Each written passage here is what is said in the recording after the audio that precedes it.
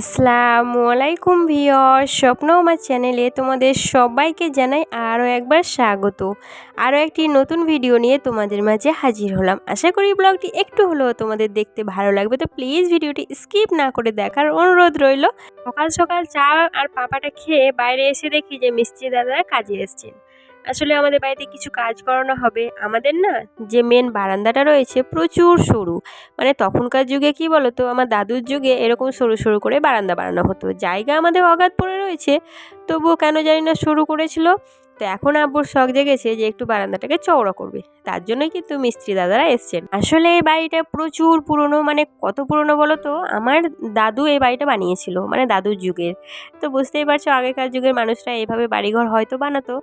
তো এখানে আমার বোন ব্রেকফাস্টে বানাচ্ছে বিরিয়ানি।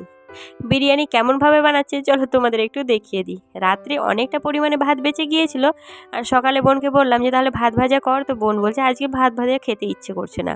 তো বললাম কি বানাবি, তো বলছে আমার মাথায় একটা আইডিয়া আছে, সেটা বানিয়ে দেবো। বললাম তাহলে বানা। তো দেখো এখানে কিন্তু বিরিয়ানি বানাচ্ছে, মানে বেঁচে যাওয়া ভাত দিয়ে, কালকে রাতের ভাত এগুলো। প্রথমে ডুমো ডুমো করে আলু কেটেছিল, তারপর সেগুলোকে সেদ্ধ করে একটু তেল দিয়ে ভেজে নিয়েছিল লবণ আর হলুদ দিয়ে। তারপরে দেখো ভাতটাকেও ভেজে নিয়েছে আর দুটো ডিমও ভেজেছিল। তারপরে সবগুলো ভাতের সঙ্গে মিশিয়ে বিরিয়ানি মশলা, মিঠা তোর মানে যা যা বিরিয়ানিতে লাগে সব কিছুই দিয়েছিল, আর সব শেষে দিয়েছিল ঘি। তারপর আমরা ভাতটা খেয়েছিলাম, দেখে কিন্তু কেউ বুঝতেই পারবে না যে এটা বেঁচে যাওয়া ভাত দিয়ে বিরিয়ানি। তবে খেতে কিন্তু অপূর্ব হয়েছিল। আমরা তো বারবার খেতে চাইবো এই জিনিসটা, তোমরাও কিন্তু একবার ট্রাই করতে পারো বাড়িতে। 10টা নাগাদ এই ভিডিওটা বানানো হয়েছিল, ভীষণ খিদে লেগেছিলো। তো বোন বলছে চলো আয়হানা দানিশের জন্য তো আব্বু কিছু নিয়ে এসছে, সেগুলো থেকে খাওয়া যাক।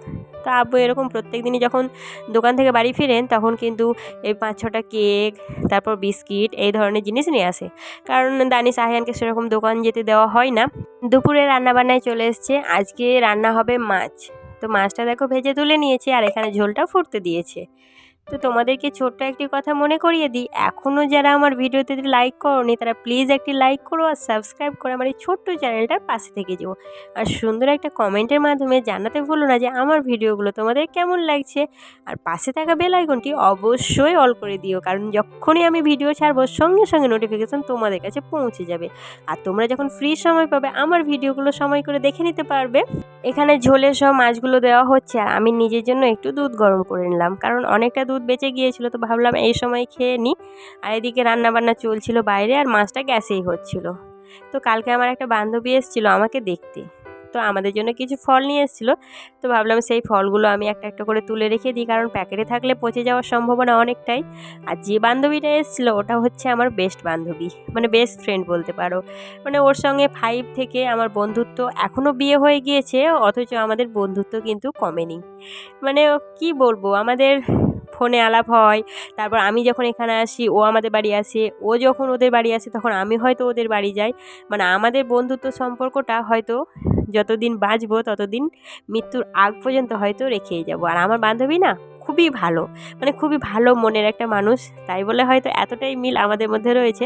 তা আসার সময় দানিশের জন্য কিছু ফলমূল নিয়ে এসেছিলো, সেগুলোই আমি টুকিটাকি করে গুছিয়ে রেখে দিচ্ছি।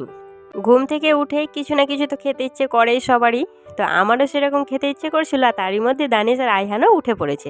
তো ভাবলাম যে অনেকগুলো তো ফল রয়েছে, ওই আমার বান্ধবী নিয়ে এসেছিলো, তো সেই ফলগুলোই এখন কাটা যাক, সবাই মিলে খেয়ে নেব। তো এখানে 2টো আপেল আর 2টো মৌসুমি লেবু কেটে নিচ্ছি। আর মৌসুমি লেবু কিন্তু শরীরের পক্ষে ভীষণ ভালো। আর আইহান আর দানিশ তো ফল খেতে ভীষণ ভালোবাসে, তবে আইহান মৌসুমিটা ভীষণ ভালো খায়, আবার দানিশ সেরকম খেতেই চায় না, ও আপেলটা বেশি ভালো খায়। তো যার যেটা পছন্দ। আর আমার আবার ফলের মধ্যে সেরকম কোনো ফলই খেতে ভালো লাগে না। সিজনে আমটা ভালো লাগে, লিচুটা ভালো লাগে, আর এই আপেল মৌসুম্বি এগুলো আমার কিছুই ভালো লাগে না। কাজু বাদাম কিশমিশ এগুলো কিন্তু ভালো লাগে।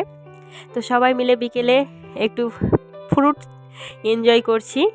প্রত্যেকদিন তো আনহেলদি দিয়ে শুরু করা হয়, তবে আজকে একটু হেলদি খাবার দিয়েই সন্ধেটা কাটিয়েছিলাম। আর দানিশ এখানে নিয়ে এসছে ললিপপ, ললিপপগুলো খাচ্ছে আর আমাকে একবার করে দেখাচ্ছে। আমি বলছি দাও, আমার দিকে হাতটা বাড়াচ্ছে, আর তারই মধ্যেই ও কিন্তু নিজের দিকে ঘুরিয়ে নিচ্ছে, মানে নিজের খাবার কখনো কাউকে ভাগ দিতে চায় না। রাত্রে খাওয়ার সময়ও হয়ে গিয়েছে, আর আজকে ডিনারে বানিয়েছে আম্মা ভাত। আর যা দুপুরে সবজি ছিল সেগুলোই বানিয়েছে, আর শুধু ডালটাই নতুন করে বানানো হয়েছিল। আর আব্বু একদমই রাত্রিবেলায় মাছ খেতে চায় না, তাই আমরাই মাছটা খেয়ে নেব। আর দেখো কাঁঠালের বীজ দিয়ে বানানো হয়েছিল ডাঁটা। এই ডাঁটাগুলো কি তোমরা খেয়েছো? এই বীজ দিয়ে খেতে কিন্তু ভীষণ সুন্দর লাগছিল। আর আলু সেদ্ধ আর মাছ নিয়ে নিলাম। আর দেখো টমেটো দিয়ে ঘন করে ডালটা আমার কিন্তু ভীষণ প্রিয়। হ্যাঁ, একটু অ্যাসিডিটি প্রবলেম হয় এত ঘন ডালে, তবুও এক মুঠো ভাত বেশি খাই বলে এই ডালটা আম্মা বানায়।